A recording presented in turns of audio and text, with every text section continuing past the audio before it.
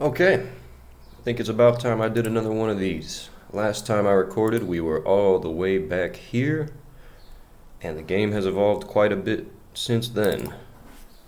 So I think the way I'm going to do this is first just basically preview all the features or showcase them, and then I'm just going to play the game for a while. So let me start by putting a save, which I will load. Alright, so the crafting interface is largely the same, except for a few notable differences. There's a limit to the inventory, and there are recipes which haven't been learned yet, which you can unlock through the game. Additionally, the crafting system itself has been completely reworked. So now, when you pick a recipe, you get to preview. What do you know about the materials? In this case, we don't know anything. So let me see. Bronze. The recipe material synergy, meaning how well the materials match the recipe you picked, is ++ in that case. So now when I mouse over it, I know this is actually pretty good for this sword. If I go to the bow and try bronze, not so great. Actually pretty terrible. But I can try these. That's a good synergy. This will be terrible on its own, because a leather bow doesn't make any sense. But it is actually a great synergy. So I know that silver and leather are a good synergy. So I'll combine both of those into a bow. Holy shit. I got extremely lucky with the craft quality. So the craft quality is something that gets randomized between every weapon that you make. Often it'll just be neutral, as it's been for most of these, but this is just extremely lucky right here. Let's try and make another good combination. I think silver is pretty good for swords. And yeah, looks like it is. 55 market value without even having a significantly randomized craft quality. So, we have these weapons. I can place them on the tables, and I can open the shop to customers. This is largely the same, except now I can speed up time with a button press. Come on, y'all know you want that bow. It's exceptional. Wow, okay. Maybe I'll put the market value down a little bit. There we go. And let's replace those.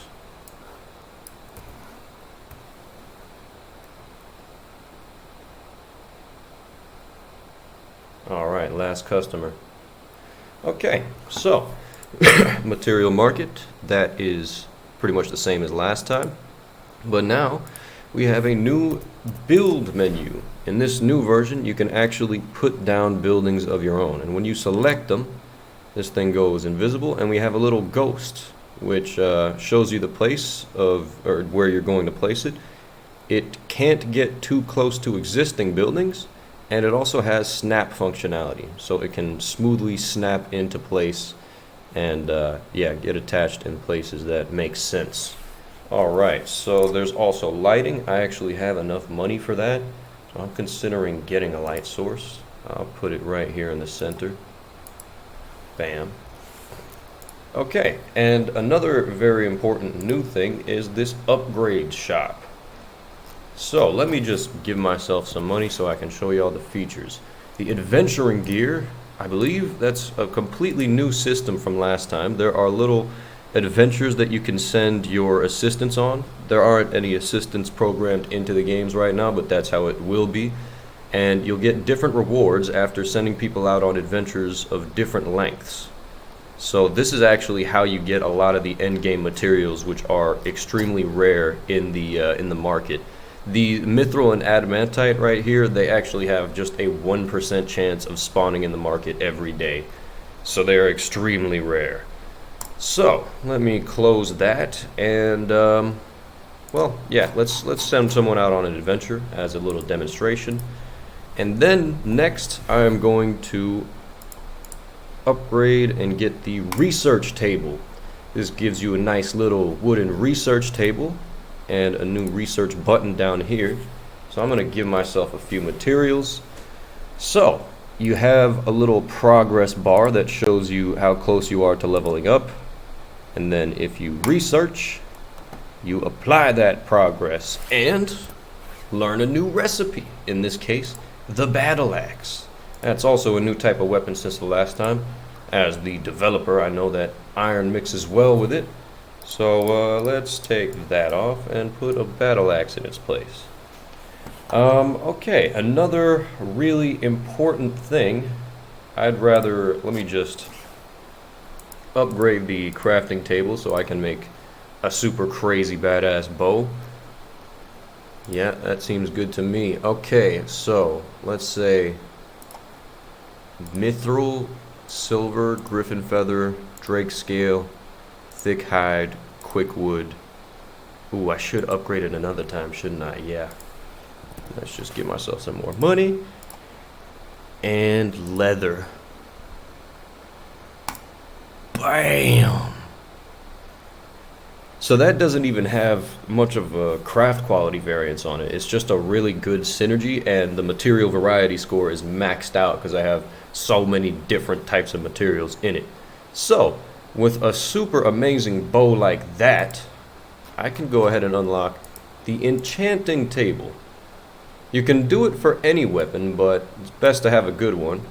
So let's see.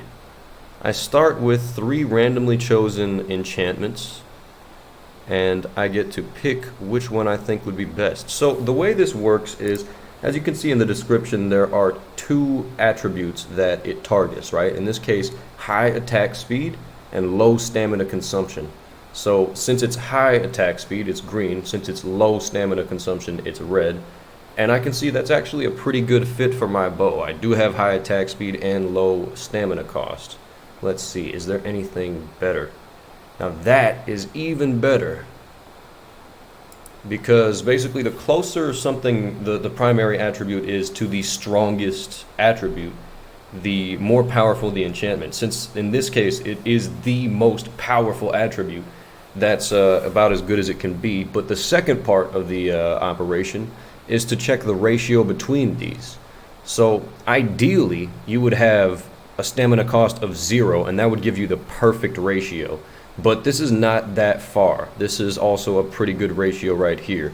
I have different ingredients I can add, so I'm going to put in 2 of my best ingredients, and I get a mythic perfect balance enchantment. So now it adds 361 to the market value, bringing it up to 716 in total. And when I check it in my inventory, this details pop-up is getting crowded, but I can see everything here. So let's get this shit out of here, and let's put this in its place. We're gonna be selling it for 800 bucks. All right, open the shop. Come on, you know you want it, man. It's the most amazing bow you ever seen. There we go. So, yeah, that is a little preview of the features. I feel like there's stuff I'm forgetting, but probably not all that much. I mean, another thing for the research table, you can research enchantments as well as recipes. So let's do that. I unlock the resonance enchantment. So this is for high stamina cost and low piercing damage. A hammer would be good for that. Let's just make that as a demonstration. No, so I need to go to research. I'm gonna give myself just a bunch of items so I can research a hammer.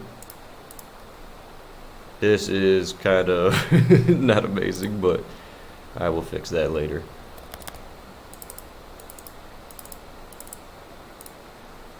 Damn, getting everything but a hammer.